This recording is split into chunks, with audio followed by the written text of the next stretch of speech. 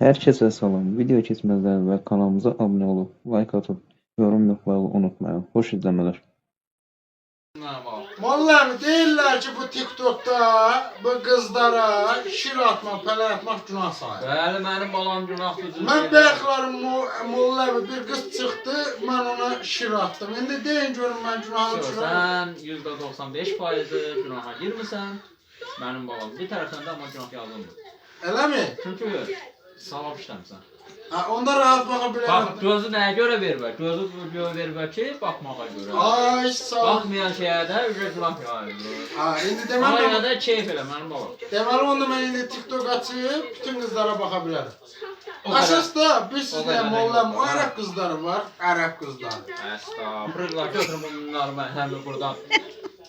Molla abi nə deyir? Özün bəxtənə TikTok'dan danışırsan molla abi. Mən TikTok'a girmirəm. Mənim balam, mən TikTok'un anasını ağladıram. Nə maram sayırım bu.